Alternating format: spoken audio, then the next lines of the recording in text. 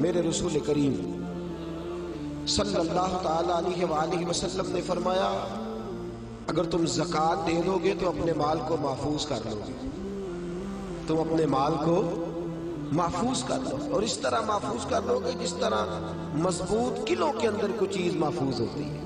زکوٰۃ دے دو گے تو تمہارا مال محفوظ ہو جائے گا، بچ جائے گا، پھر سال گزرنے پر زکوٰۃ دینی ہے۔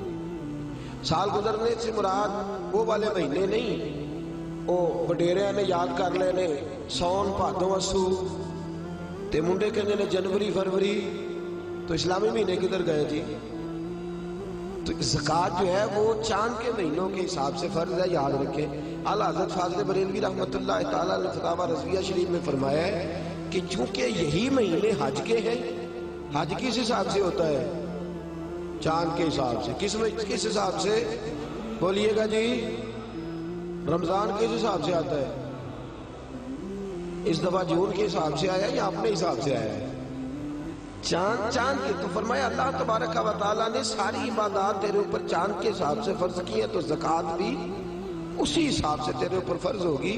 جب سال گزر جائے گا تو زکوٰۃ تیرے اوپر فرض ہو جائے گا۔ اب جتنا بھی مال انسان کے پاس ایسا موجود ہے کہ جو اس کی ضروریات، فقہ کے اندر کہتے ہیں اس کو حاجات اصلیہ، وہ حاجات اصلیہ سے جتنا مال بھی زیادہ ہے، ایک آدمی کو ایک موٹر سائیکل کی ضرورت ہے اور اگر اس نے 2 رکھی ہوئی ہے تو اسے دوسرے پر زکوٰۃ دینی ہوگی۔ ضرورت کتنی کی تھی؟ ایک کی، اس نے 2 رکھ لی۔ جاگ رہے نا آپ لوگ، اللہ آپ کو جزائے خیر دے، تو 2 رکھ لی اس نے، تو اس نے زکوٰۃ دینی۔ اب زکوٰۃ کیا ہر سال دینی ہے؟ اگر ہر سال مال کے نصاب رہے گا، میں نے کہا تھا آپ کو تھوڑا سا توجہ کرنی پڑے گی، ہر سال وہ مال کے نصاب ہوگا، اور سال کے شروع سے لے کر آخر تک اگر وہ مال کے نصاب رہا تو اس نے زکوٰۃ، درمیان کے اندر اگر کمی بیشی ہو گئی، یہ بات آپ نے غور سے سنی۔ میرے پاس صدر الشریعہ مولانا امجد علی اعظمی رحمۃ اللہ علیہ خلیفہ اعلیٰ حضرت کتاب میں ساتھ رکھے ہوئے تھے، ساتھ، جو ہمارے ہاں انسائکلوپیڈیا ہے فقہ حنفی کا، میں بڑی باریک کر کے اور آسان کر کے مسائل فقہ آپ کی خدمت میں عرض کرنے کی کوشش کر رہا ہوں، سمجھیے گا بات۔ ایک شخص کے پاس پیسے موجود تھے، 10 لاکھ روپیہ پڑا تھا اس کے اکاؤنٹ میں، اب اس کے پاس یکم رمضان کو 10 لاکھ روپیہ تھا، لیکن درمیان میں وہ 9 بھی ہوا ہے، وہ 8.5 بھی ہوا ہے۔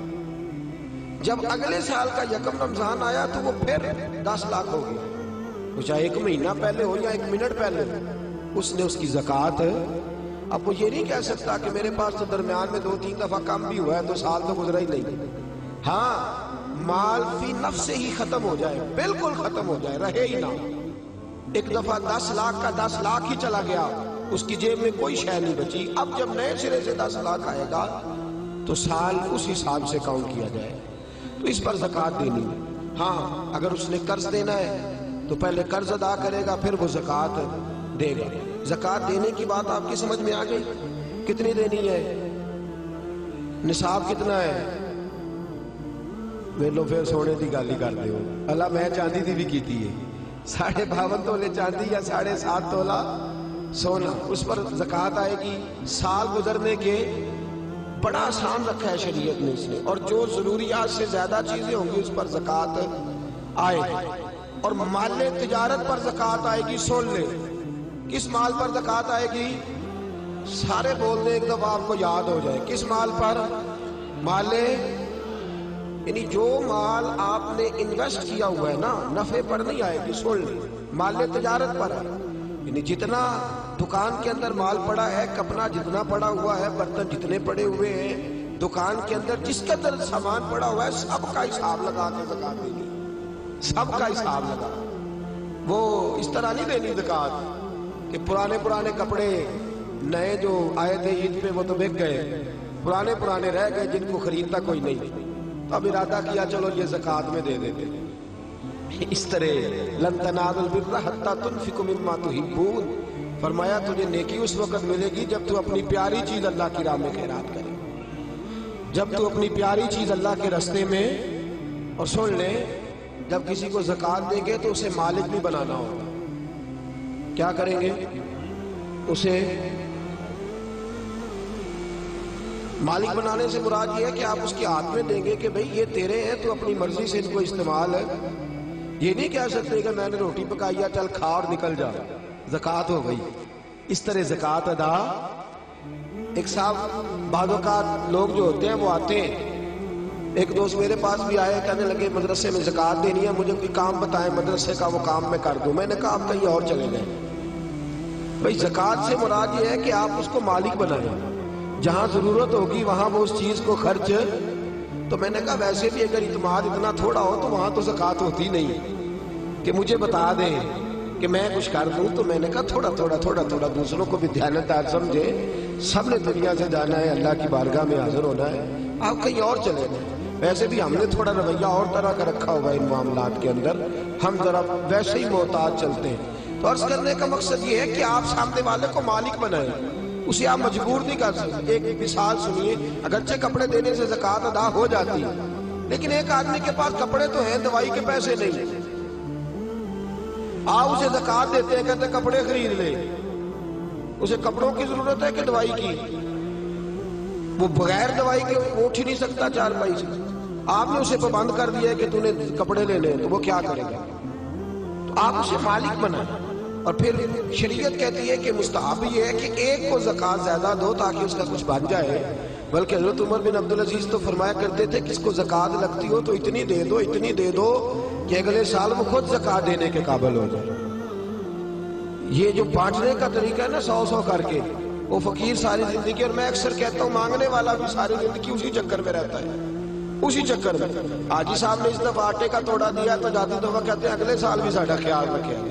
او خدا کے بندے، اگلے سال بھی تیرا یہی پروگرام ہے مانگنے کا ہی، تو یہ دعا کیوں نہیں کرتا کہ یا اللہ اگلے سال مجھے دینے کی توفیق عطا فرما، مجھے ہمت دے، اگلے سال میں دینے لگ جاؤں. تو زکوٰۃ آپ سامنے والے کو مالک بنائیں اور ضروریات سے زیادہ حساب لگائیں. ہر شے سن لیں، جو بچی کے لیے آپ نے جہیز بنا کے رکھا ہوا ہے اس پر بھی زکوٰۃ آئے گی، آپ نے اس پر بھی زکوٰۃ دینی ہے.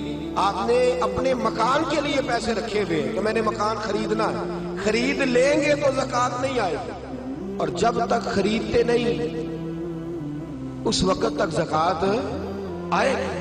اللہ تبارک و تعالیٰ نے جو قاعدہ ہمارے لیے بیان فرمایا، ہمیں اس قاعدے کو ہمیشہ یاد اور باریک حساب کریں. زکوٰۃ کا باریک حساب کریں، ایک آنا بھی پیچھے نہیں بچنا چاہیے. زیادہ سے زیادہ دیں، زیادہ سے زیادہ دیں. ہم لیتے وقت حساب باریک کرتے ہیں اور دیتے وقت کون سا کرتے ہیں بھلا؟ موٹا جی وہ کیا ہوتا ہے جی؟ وہ موٹا تو چاہیے تھا نا، ذرا موٹا ہوتا، لیکن وہ ہم کام نہیں کرتے. باریک حساب کریں. فرض جو ہوتا ہے نا، فرض دیکھیں ایک شخص کہتا ہے میں موٹا کر کے عشاء کی نماز پڑھ رہا ہوں، کتنی رکعتیں پڑھی ہیں؟ کہ مجھے یاد ہی نہیں، تو نماز ہو گئی اس کی. اسے پتا ہونا چاہیے میری انویسٹمنٹ کتنی ہے، میرے ضروریات کتنی ہیں، اور میں نے کتنے پیسے میں بچاتا ہوں، مجھے ان پر زکوٰۃ دینی. زکوٰۃ دینی کس کو ہے یہ سن لیں. یہ قرآن مجید نے 10 لوگ بیان کیے ہیں، لیکن ان میں سے کچھ ایسے ہیں جن کو اب زکوٰۃ نہیں دی جا سکتی، زکوٰۃ دی نہیں جا سکتی. مثلا ایک قرآن مجید نے مؤلفۃ القلوب بیان کی، جو لوگ نئے کلمہ پڑھتے ہیں ان کی تالیف قلب کے لیے ان کو ان کے گھر والے خاندان والے نکال دیتے تھے، ان کو بھی زکوٰۃ دی جا سکتی تھی تاکہ وہ اپنے پیروں پر کھڑے ہوئے. ایک زکوٰۃ دی جاتی تھی رقاب کو قرآن کہتا ہے، یعنی غلام آزاد کرانے کے لیے، وہ بھی معاملہ اب ختم ہو گیا. اب زکوٰۃ کس کو دیں گے؟ ایک زکوٰۃ لگے گی مسکین کو، فقیر کو اور مسکین کو. فقیر اس کو کہتے ہیں جس کے پاس ضروریات کی چیزیں موجود نہ ہوں. کون سی چیزیں جی؟ یعنی وہ اپنی ضروریات بھی بیچارہ خود پوری نہیں کر سکتا، وہ اپنی دوائی نہیں لے سکتا، وہ اس کی آمدن اتنی تھوڑی ہے کہ وہ جو اس کی تنخواہ ہے ماہانہ اس سے وہ اپنی گزر اوقات نہیں کر سکتا. تو اس کو کیا کہتے ہیں؟ فقیر. اس کو زکوٰۃ لگتی ہے. مسکین اس کو کہتے ہیں جو اتنا غریب ہو کہ صبح کی روٹی اور شام کی روٹی بھی اس کے پاس موجود نہ ہو، اس کو بھی زکوٰۃ لگتی ہے. پھر اس کے بعد جو عاملین زکوٰۃ ہوتے ہیں، یعنی جن کی ڈیوٹی ہوتی ہے زکوٰۃ اکٹھی کرنے کی، ان کو بھی زکوٰۃ میں سے تنخواہ دینا جائز ہے. جو عاملین مقرر کیے جاتے تھے نا، اب تو اتنی زکوٰۃ اللہ خیر کرے ہوتی کافی زیادہ